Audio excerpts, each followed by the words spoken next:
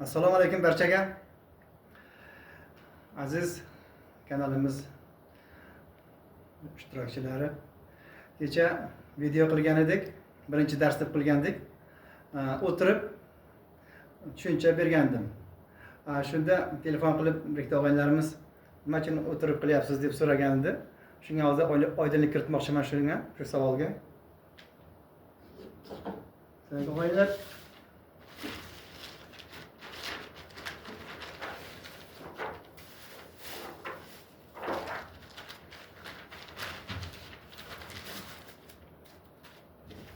ana bu emirti qog'ozim, Rizqulov Orzinniki. Nima uchun ko'rsatyapman? Shu 1 yil, 2 yil oldingi videolarim bor, YouTube kanalimda ko'rsangizlar. Ko'makchi O'zmet deb yozilgan kanal. Juda gimnastikalarni kuchli qilardik. Shunda shu vaqtda ham shu kilogramni kamaytirish, sog'lom bo'lish harakatiga deb gimnastikalarni qilib qo'ydik, razminkalarda. Keyin o'rtaga qilmay ketdik. O'rtaga ko'proq o'tirib ishlaydigan ishlarga o'tib qoldik. Kresloda o'tirib, ko'p harakat kamayib ketdi. Keyin mana qishlar bo'ldi. Yoz chiqsa qilamiz dedik. Xullas, oldinlari qilib yurgan harakatlarimizni bir 100% desak, bir 50%, 60% kamayib ketdi. Bir 30-40% o'tiradigan ishlarga o'tib qoldik. Keyin shunda mana hozir ko'rsatgandek tizzada og'riq paydo bo'ldi. Tizzada og'riq paydo bo'ldi. Hozir men karset qo'yib yuribman. Keyin doktorlarga bordim. Doktorlar ko'rib, MRTga tushing dedi. MRTga tushdim. MRTni olib bordim. MRTni ko'rib, sizda tizzangizda tog'ay to'qimasi bo'lar ekan. Ikkita tizzani kelgan mana shunday joyida, tizzalar o'rtasida. Masalan, shu tizzalar o'rtasida deylik. U bir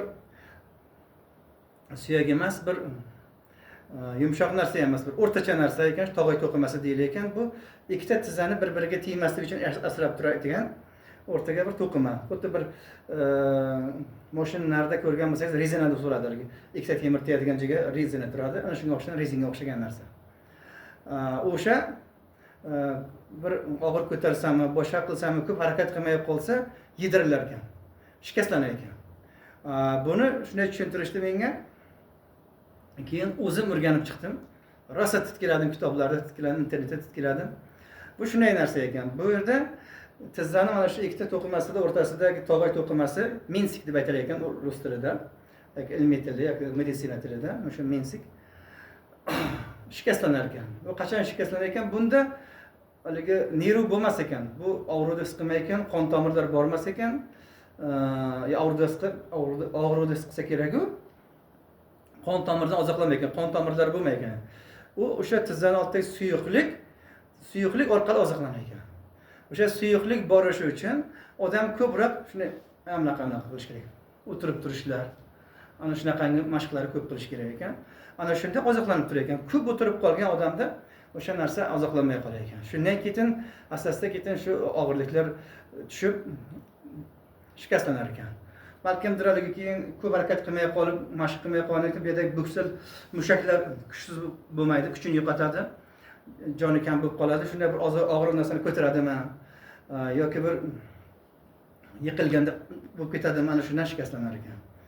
Men ham keyinchalik mana endi yoz kelyapti deb, qish kelyapti, qishdan chiqyapmiz deb zalga bordim, shtanga ham ko'tardim, shtanga ham ko'tarib o'tirib turdim. Balkim shu vaqtda shikastlangandir. Bilmayman, balkim oldindan bo'lib kelgandir. Shunda endi hali ham ishlangan og'irni emas, oddiy haligisini toshlari qo'yilmagan holatda ko'rib o'tirib turgan edim. Balkim shunga bo'lgandir, balkim oldindan bo'lgandir. Xullas ana shunga tizzada og'riq paydo bo'ldi. Bu nima uchun deyotganim? Shunga o'xshaganlar juda ko'p ekan. Men ketin shifoxonaga borganda ko'rdim, Toshkentga tekshirishga borganda ko'rdim, Samarqandda ko'rdim. Atayin shu tizza uchun tizza bo'limlari bor ekan, haligi travmatologiya, oldingi travmatologiyalarda. Shuni qishlog'imizdan, mana shu mahallalarimizdan juda ko'plar bor ekan. Tanishlarimizda qancha shunaqa tizza og'riqlar bo'lgan ekan. Shuning uchun men shunga chuqurroq kirishib, chuqurroq o'rgandim. Dan keyin shuni yechimlarini izladim. Yechimlarini izlab bilganlarimni shuning uchun oshkor qilyapman. Shuning uchun aytyapman sizlarga. buni bilimlarida shunaqangi ekan, bilib turin aytmasam juda qiyin bo'ldi. Chunki o'zim yotganimcha, uxlaganimcha tizzamga yiqib juda diq bo'lar edim. Shunda keyin Xudoga shukr mana Toshkentga bordim, ular ko'rib, operatsiya qilish shart emas, buni shu bir oz lecheniya yozib beramiz, shamollashdan ketkazadigan, tuzalib olasiz. Ana undan keyin mashqlarni davom ettiraversangiz, kuchayib sog'ayib ketasiz degan gapni qilishdi. Buni keyin yana to'g'ri gapirib doktorlarga mushamay qilar ekansan. Biriga borsangiz operatsiya qilaman deydi, biriga borsangiz bunday derkan, operatsiya qilmasa ham bo'ladi. Keyin shunga odam o'zi uchun o'zi intilar ekan, o'zi uchun o'zi harakat qilishni boshlar ekan. Men ham harakat qilib, izlanib ko'rib topdim. Chunki hamma vaqt aytaman, doktorcha tushunadi, boshidan o'tkazgan odam boshqacha haqiqiy tushunar ekan. Tushuntirishga ham bir soddroq tushuntirish bo'lar ekan. Shuning uchun men sizlarga aytayapman, tushuntiryapmanki, buni lecheniyasi o'zimizning qo'limizda ekan. Mana masalan biz 50 ga kiryapmiz nasib bo'lsa, shu yillar davomida mana baribir suyaklarimiz 18 yoshdagidan emas, 20 yoshdagidan, 30 yoshdagidan emas, suyaklarimiz haligi baribir eskirib boryapti. Buni shu suyaklarga yordam berish uchun mana oldidagi mushaklarni baquvvat qilib borishimiz kerak ekan. O'sha mushaklarimizni baquvvat qilish uchun har xil mashqlarni qilib borish kerak ekan. Mashqlarni tizza og'riyotgan vaqtiga yotib qilish ko'proq ma'qul ekan. Shuning uchun kecha men o'tirib qilganim ham bejizga emas. Qani odamlarda reaksiya qanday bo'lar ekan dedim, haqiqatan o'tirib qilyapsiz-ku deb aytishdi. Shunga men o'tirib qilib ko'rsatdimki, darsda olib bordimki, oyoqqa ko'proq og'irlik tushmasin, chunki ungacha rosa mashq qilgan edim. Xo'p, endi men nima deyman? Mana shu kecha aytdim-ku, daftarlarga yozib boramiz dedim. Har kungi qilayotgan mashqlarimizni dedim. Mana shu oldingi kungi mashqlarimda ham mana 10tadan 20 marta ajimani qildim, 20 marta o'tirib turdim. O'tirib turganda biz bu kun ko'rsatgan qilgan edim. To'liq o'tirmaymiz mana oyoq og'riganlar. Shuning uchun kamroq o'tirib turish kerak ekan. Agar oyoq og'rimasdan sog'lomlar bo'lsa, oyog'im og'rib qolmasin deb harakat qilishni boshlash kerak. Ular to'liq o'tirib turaversin. Mana shunaqasiga to'liq o'tirib turaversin. Agar oyoq og'riyotgan o'sha tizzalardagilar bo'lsa, doktorga borib, mashq qilgin deb aytgan bo'lsa, bu yog'ini ham aytib qo'ying. Menga aytdi. Ichidan olgandan keyin mashq qilaversangiz bo'ladi degan edi. O'zim ham o'ylanib ko'rdim dag'in. Shunday qilsa bo'lar ekan dedim. Izlanib ko'rib aytdim demoqchiman. O'ylanib izlanib. Endi bu shunday narsa ekanki, xuddi masalan harakat qanday tushuntiraman. Mana masalan mana shu stol. Xuddi shu o'tirmoqchi bo'lib turaverasiz. O'tirmoqchi bo'lib turaverasiz. Ana shu. Mana shu juda ma'qul narsa. Shunday qilgan vaqtida mana shu yerda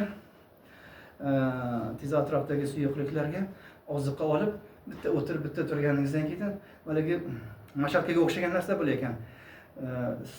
Suyuqlikni shimib olib turing, keyin chiqarar ekan o'tirib turgan haligi bo'lgan vaqtiga, harakat bo'lgan vaqtiga. Shundan oziqlanar ekan. Ana shundan mo'ylanar ekan. Ana shundan keyin oziqlanib ketin, unga oziqa kerakdir.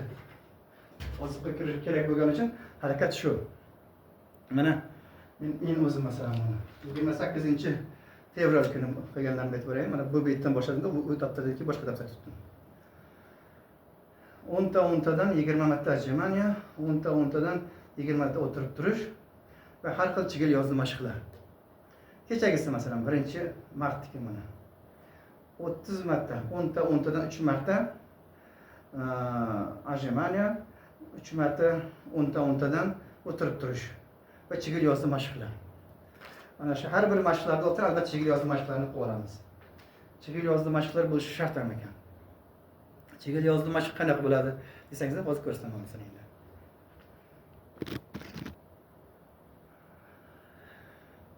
Muhtaram do'stlar, chigil yozdi mashqlarimiz qilishga albatta bir yengil kiyim olib, sportni kiyimlar kiyib olsak, ancha odam o'zini sportchi deb his qilib mashqlar to'g'ri bajarar ekan. Mana shunga ham e'tibor qilaylik. To'g'ri uyda buruk kiyib, ko'ylak kiyib mashq qilsa bo'ladi, lekin har qanday yengilroq kiyimlar, yengilroq nimalarni olib olsa, odam o'zini his qilib, xuddi sportchilar his qilib, bunga ham bir psixologiya yondashish kerak, bunga ham bir miya tayyorgarlik ko'radi o'sha kiyimlar kiysa, bu demak har xil mashq qilar ekan deydi. Ana shunga e'tibor qilingizlar.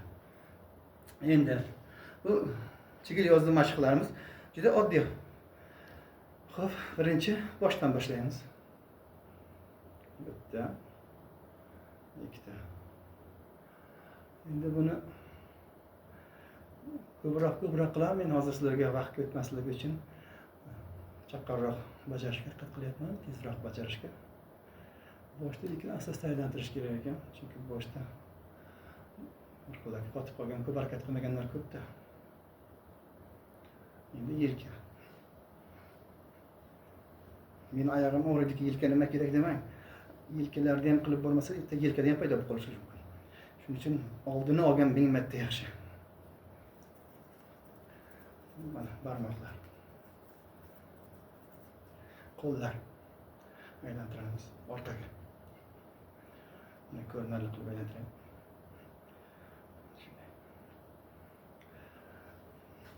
Katta yelkalarni aylantiramiz.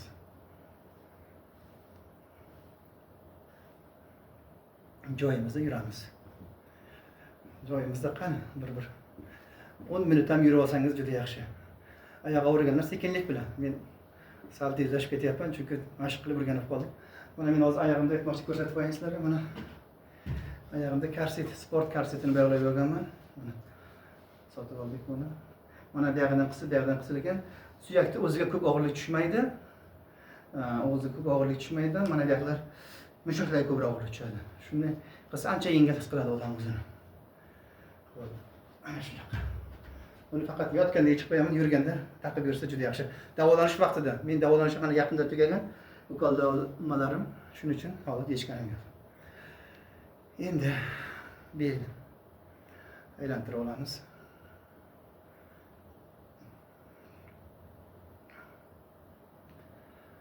Yana qo'l. Qo'lda mana juda zo'r mashq bor mana shunday. Mana bunday qilib qilyapman. Yelkaga juda yoqadi. Shunaqa. Endi oyoqda mana bunday. Agar yiqilib ketaman desangiz, bir nimadan ishlab qilsangiz ham bo'ladi. Hadeb mashq qilaversangiz odam o'rganib qoladi. O'zini saqlab qolasiz.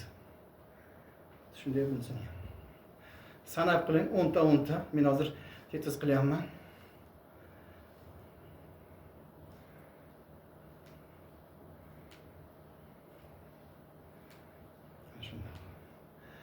Endi tizzani o'zining sog'lar yaxshi aylantirsa bo'ladi. Bizlar tizzasi shikastlanish borlar, sekinroq aylantiramiz. Mana shunday. Bitta aylantirsak bo'ladi. Sog'ini ko'proq aylantirsak bo'ladi. Mana shu sog'lar ko'proq aylantirib olsin. 50 yoshdan ketin ayniqsa bu juda shart. Sog'lar ham qilib bormasa juda ko'plar bo'lib qolgan. Hozir kasallik yoshargan. Yoshargan deganim yoshlarda ham ko'p ekan. Mana shunday. Endi mana bunaqa. Har tomon. Bu chigil yozdi mashqlari.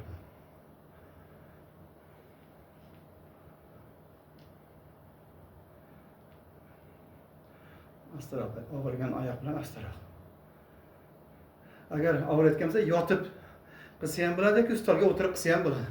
Mana stolga o'tirib qilish ham ko'rsataveramiz. Stolga o'tirib. Mana shu.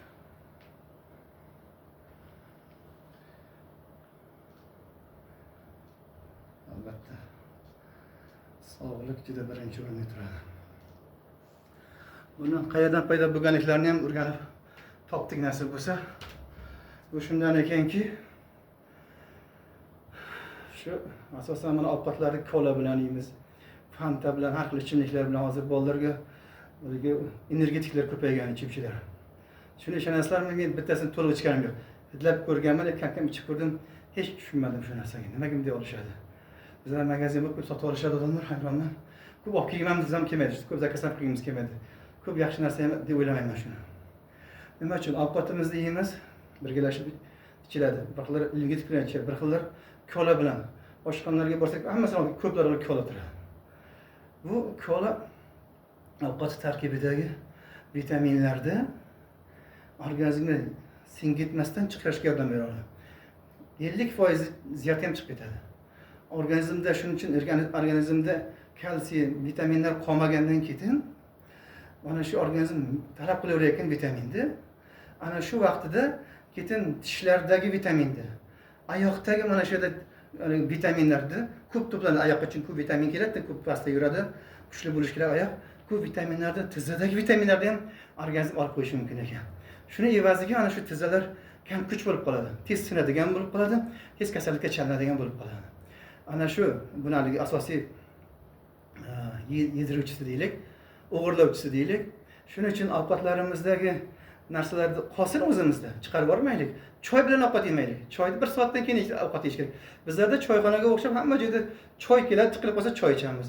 Mumkin emas, undan ko'ra mana shunaqa suvlarni gazini chiqarib olasiz. Hozir gazlanmagan suv juda ko'p olib kelamiz. Hozir gazlangan turgan ekan.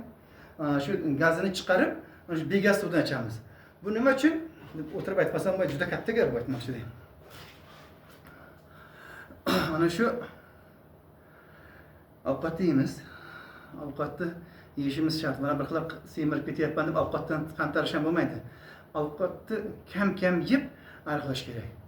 Ovqatni yemasdan turib ariqlaymiz, u ham zarar bo'ladi. Chunki doktor lecheniya yozib bergan bo'lar yoki o'zimiz lecheniyalar qilayotgan bo'lamiz, davolashlar qilayotgan bo'lamiz. Organizmga kuniga o'rtacha kamida bir 150, 100, 200 grammlik go'sht shart. Mana shu ovqatni yemasak, bo'yna aytdimki, suyaklarimizga kerakli bo'lgan narsalar kerak, vitaminlar. Asosiysi ana shu vitaminlar organizmga tushmayapti. Biz ochliq qilyapmiz, faqat suv ichib yoki kam narsa yeb turib ariqlaymiz deb yuramiz. Keyin organizm talab qiladi. Bo'lmagandan keyin mana shu suyaklarda, mana shu oyoqdagi tizzalarda juda ko'p kalsiylar to'plangan bo'ladi. Ana shularni olib qo'yadi. Evaziga keyin oyoqlarimiz kam kuch bo'lib qoladi, kam kalsiy bo'lib qoladi. Davolashga lecheniyalar qilayotgan bo'lsak ham foyda qilmaydi, foydasi ham juda kam bo'ladi yoki o'zi kam kuch bo'lib qoladi. Shuning uchun men aytayotganligim o'g'aylar, albatta shu mosh, lobiya, no'xat ovqatlarda bo'lish kerak. Olma albatta bo'lish kerak. Ovqatni oldidan albatta 1,5 litr mineralkani ichish kerak, haligi gazlanmagan suvni. Xullas, iliq suvda deylik, masalan, albatta iliq qilib ichish kerak.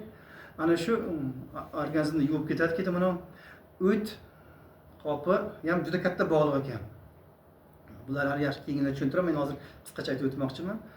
O't qopi juda yaxshi ishlash kerak ekan. O't qopini yaxshi ishlashligi uchun albatta ovqatdan oldin 1,5 litr suv ichish kerak. Ovqatdan 2 soat oldin 1,5 litr ichib oling. Ovqatdan oldidan bir 1,5 soat oldin yana 1,5 litr suv ichib oling. 10 minut oldin bo'lsa ham ichib oling dahi. Keyin ovqat yeng, ana shuni o'tlar yaxshi ishlaydi. Mana shular ham bularni keyin yaxshilab tushuntiraman. Juda zarur oyoqni yaxshi bo'lishi uchun, organizmda kilogrammlar joyiga kelishligi uchun, sog'lom bo'lishi uchun. Men sizlarga yana aytayapman. Ovqat yeyish shart. Kam-kamdan bo'lsa ham ariqlayman degan odamlar ham haligi to'ylarga borib ko'p yemaymi? Kam-kam. Mehmonchilikka borsa ham, uyda bo'lsa ham kam-kam albatta yeyish kerak. Hech masalaymi? Kuniga 150 gram go'sht albatta shart. Suyakli sho'ro bo'lsa juda ham yaxshi bo'ladi, ana shuni o'rganish kerak. Keyin mana xaladis qilib qo'yadigan, xaladisdan ham yesa bu ham yaxshi. Xaladis shirin bo'ladi, lekin u yog'li bo'ladi-da, u semirtirib olishi mumkin. Uni kam-kam yeyish kerak. Lekin u ham kerak, juda ham oyoqlarga kalsiy bo'ladi. Mana shu oyoq ikkinchi yurak, oyoqlar zo'r bo'lsa yurak ham og'rimaydi. Yuragi og'riyotganlar oyoqlarini baquvvat qilsin, yurak tuzalib ketadi. Ana shunga ham bular doktordan so'rasangizlar ham, doktorlar ham menimcha to'g'risini aytadi agar yaxshi doktor bo'lsa. Faqat men dorimni olsin deb turib aytmasligim mumkin, lekin dori umuman o'ylamang, dori kerak emas narsa degan ekan. Dorini shu ichib o'tgan ekanmiz, bular haqida yana keyin gapiraman. Chunki uni dorini qachon ichadi? Majbur bo'lasiz, operatsiya qilib yotingiz, sinib qolgan, ana shunday vaqtda osma-okol qo'ymasa bo'lmaydi, boshqa zan ishlamayotgan bo'lsa, tish ishlamayotgan bo'lsa, jag' sinib ketgan bo'lsa, shunday vaqtda osma-okollar qo'yish mumkindir. Lekin qolgan vaqtda mana shunday sog'lom yuribsizmi? Sal imkoniyatingiz bormi? Shu yaxshi mashqlar qilib kuchayib boringda ham ana shuni qilib boring. Boshqa narsa kerak emas. Xudo juda mukammal yaratgan odamni. Shuni bilib qoldik, Xudoga faqat shukrona qilishimiz kerak. Mana shunday bo'lar ekan. Mana shu ibodat qilamiz, namozlar qiladiku. Ana shu ham juda oyoqlarga ham hamma tomonga juda yaxshi ekan. Ham toza bo'ladi, tahoratlar qilib yuradi. Ham noto'g'ri gaplar gapirmaydi. Ham bir ko'z yaxshi bo'ladi. Har nima tomondan yaxshi bo'ladi-da. Mana shu bu ham juda kerak ekan. Buni ham bir aytib o'tyapman. Xudo ham bir qarashni boshlaydi ekan sog'lom bo'lish uchun.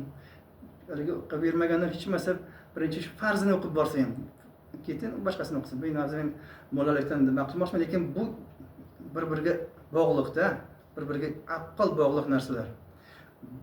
Masalan, uyda qilmoqchi bo'lyapsiz uyda. Devorini qilmay turib shipir deb olmaysiz-ku. Devorda qilib, keyin shipir deb qolasiz. Devorda o'zini qilib shipir qilmasangiz, uy yaxshi bo'lmaydi, ko'ngildagidek bo'lmaydi. Shipirda qilsangizdan devorda qilmasdan faqat burchaklarni qilib qo'ysangiz, havo o'tib bu ham bo'lmaydi, sovuqot boshlaydi odam. Shunga o'xshab hammasi kerak bir-biriga. Shu Xudodan ham yaxshi niyat qilib, uni ham aytganlarini qilishimiz kerak va o'zimiz ham harakatimiz qilish kerak ekan. Dilbayoru daspakor deganda ham ko'ngilda Xudo, qo'lda ish. Faqat mashqlar ketin pul topadigan mashqlar, ishlarni qilish kerak. Oilaga yordam qilish kerak. Hal bolalarga ko'p pul kerak. Odam o'zini sog'lom bo'lish uchun ham ko'proq pul kerak. Ketin bir gap yana. Odam o'zini sog'lom his qilmay turib ko'p yaxshilik qila olmaydi.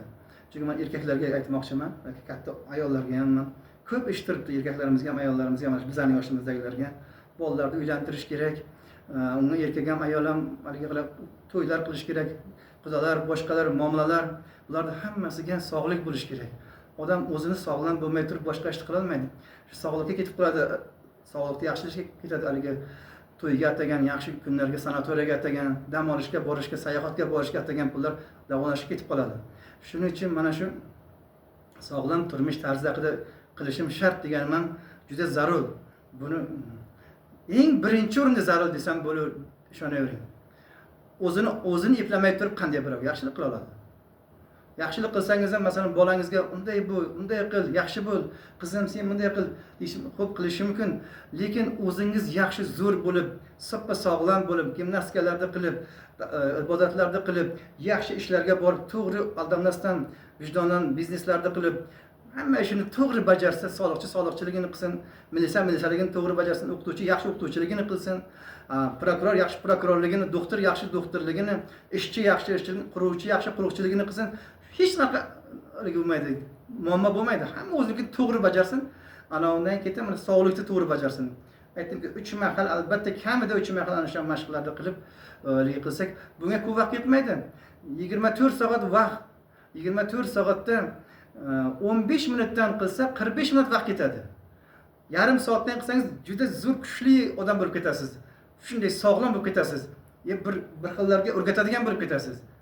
Agar buni o'rganib qolsangiz, xuddi bir ovqat yemasa tura olmaydi-ku odam. Mana shunday mashq qilmasa tura olmaydigan bo'lishingiz kerak. Bu juda odam sog'lom bo'ladi. Juda ham odam bir yaxshi bo'ladi. Albatta bunga boya aytganda ham mana shu yozib borishlar shart ekan. Chunki tartib, intizomni talab qilayotganda odam sog'lom bo'lishligi uchun ham. Ko'p yoqa-yoqa pulingiz ketaversa, ketin bilib qolasiz. Deysiz, arzimagan narsa bilan qilsa bo'lar ekan-ku deysiz. Mana buni kechagimiz aytib beray, mana. 1 kilometrlar yurib chiqqanman. Ketin mana chigil yozdi mashqlari boya qildim, chigil yozdi mashqlarini qilgan. Undan keyin ajrimani 10 tadan 3 marta. Ertalab 10 ta, obedda 10 ta, kechda 10 ta. O'tirib turish ham 10 tadan, bu ham shu ertalab, kechqurun, obedda. Mana shunday qilgan. Kamida sal bir ko'proq qilgan, ular yozib o'tirganim yo'q. Men eng haligi zarur, haligi aniqlarni yozyapman. Mana bugungisini yozyapman sizlar ko'zingizda oldida. Mana bugun 2-chi.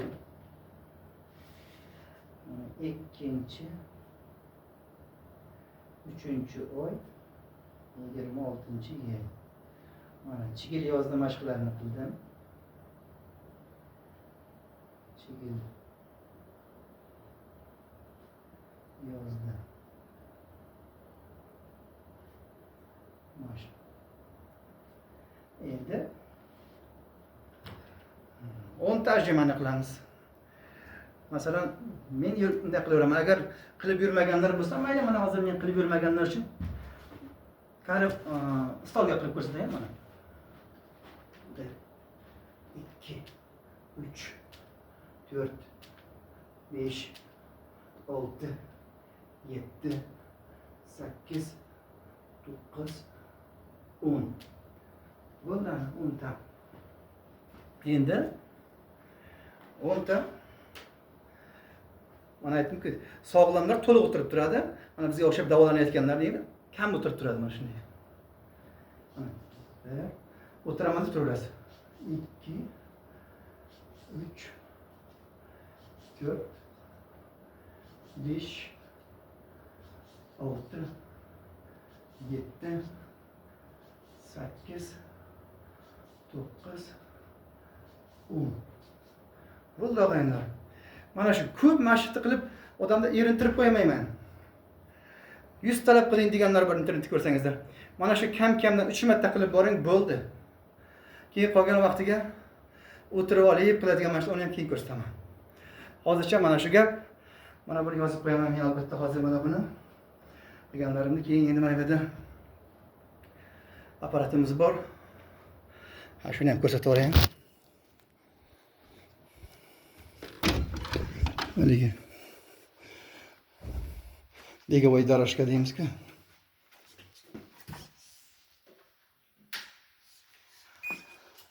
Mana shunda ham men keyin bir bos yuraman ozroq.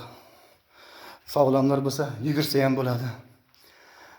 Orqamachoq yurish kerak, tizzaga og'irlik tushmasligi uchun men shuni qilmoqchiman hozir. Mana shu gapini hozir videoni to'xtataman, endi men mashq qilaman. Og'aylar, yaxshi kunda ko'rishaylik. Videomiz kattarib ketyapti, shuning uchun to'xtatmoqchiman. Kam-kam, lekin ixcham bir sifatli videolar qilish niyatidaman. Yaxshi kunda ko'rishaylik, do'stlarim, yaxshi kunda.